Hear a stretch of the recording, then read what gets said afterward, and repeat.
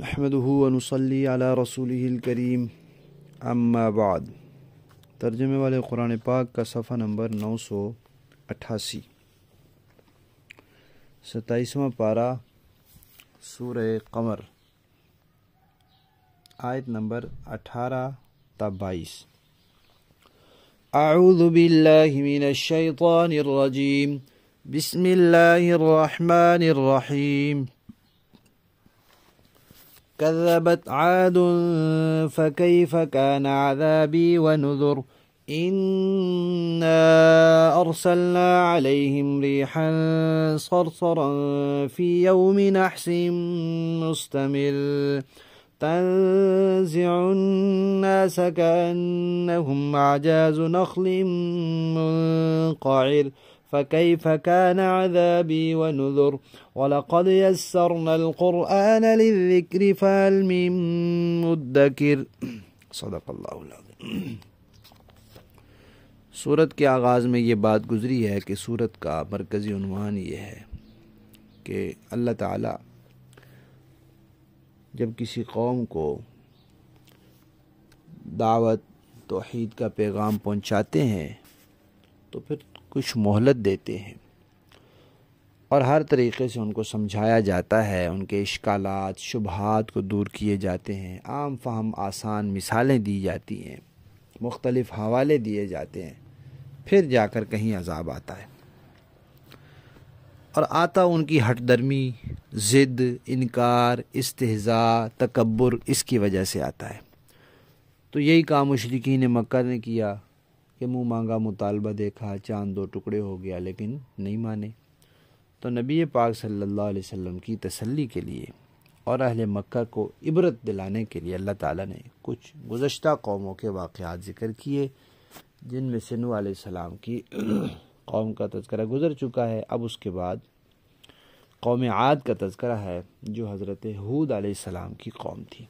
یہ ترتیب بھی تاریخی ہے کہ آدم علیہ السلام کے بعد نوح علیہ السلام آئے، یعنی کچھ عرصہ بعد، درمیان میں اور انبیاء بھی ہیں، پھر اس کے بعد قوم عاد ہے، پھر اس کے بعد قوم سمود ہے، پھر اس کے بعد کہیں جا کے ابراہیم علیہ السلام کا زمانہ ہے،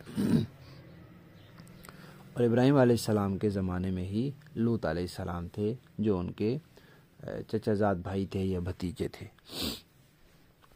تو قوم عاد جو تھے، ان کو اللہ تعالیٰ نے بڑے بڑے قد بت عطا فرمائے تھے، بڑے صحت مند، موٹے، تازے، اونچے، لمبے،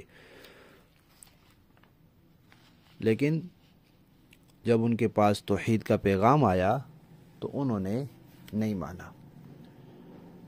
اللہ تبارک و تعالیٰ نے ان کو بھی تنبیہ کے بعد عذاب میں مبتلا کیا، اور ہوا، تیز آندھی اللہ تعالیٰ نے بھیجی، جو 7 راتیں اور 8 دن مسلسل چلی، اور اس نے ان کو اٹھا اٹھا کے پھینکا، جیسے ایسے پڑے تھے جیسے کھجوروں کے کٹے ہوئے تنے ہوتے ہیں۔ اور یہاں ایک لفظ آیا ہے نحس، نحس کہتے ہیں منحوس کو، دوسری جگہ بھی آیا ہے قرآن پاک میں نحسات، منحوس دن۔ تو یہ یاد رکھنا چاہیے کہ کوئی وقت، کوئی زمانہ اپنی ذات میں منحوس نہیں ہوتا۔ اب مثال کے طور پہ ان پہ عذاب آیا بدھ کے دن،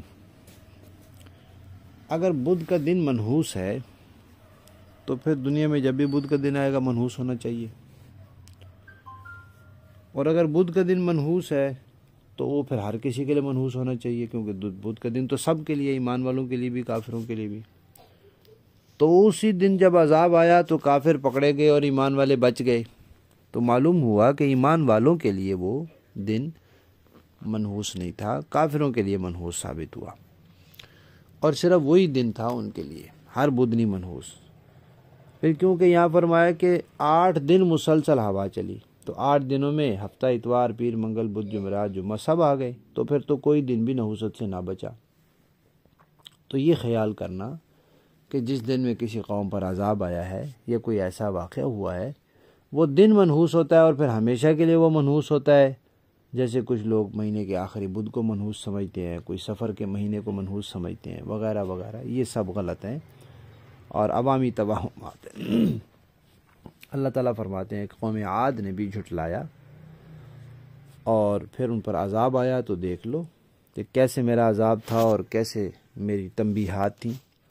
ہم نے ان پر ہوا بھیجی، تیز ہوا، وہ چلتی رہی اور منحوس دن ثابت ہوئے ان کے لیے۔ اس نے اکھاڑ پھینکا لوگوں کو جیسے جڑ سے اکھڑی ہوئی کھجور کے تنے ہوتے ہیں۔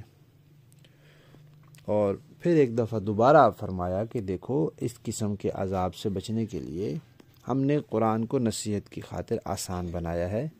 کیا کوئی نصیحت حاصل کرنے والا؟ لفظی معنی دیکھیے، کذبت جھٹلایا عاد قوم عاد نے، فکیفا تو کیسے ہوا، کانا ہوا، عذابی میرا عذاب، ونذر اور میری تنبیہات۔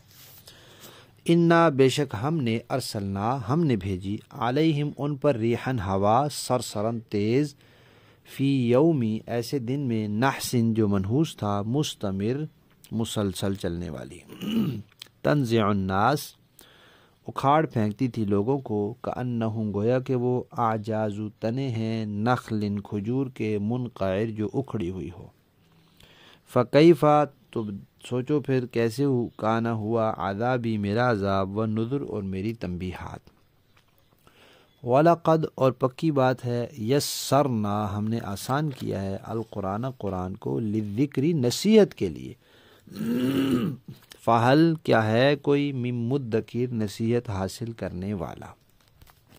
با محاورہ دیکھیں جی، کذبت عاد فکیف کان عذابی ونذر، عاد کی قوم نے بھی تنبیہ کرنے والوں کو جھٹلانے کا رویہ اختیار کیا، پھر دیکھ لو کہ میرا عذاب اور میری تنبیہات کیسی تھیں۔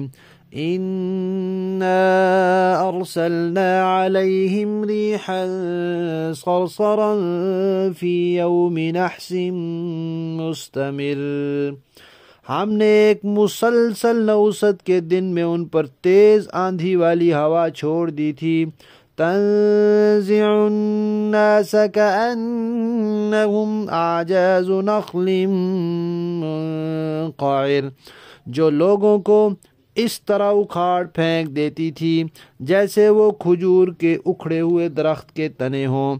فَكَيْفَ كَانَ عَذَابِي وَنُذُرْ، اب سوچو کہ میرا عذاب اور میری تنبیہات کیسی تھی۔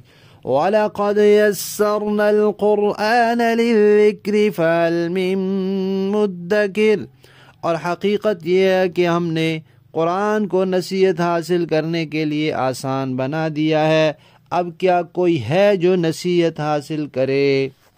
صدق اللہ العظیم۔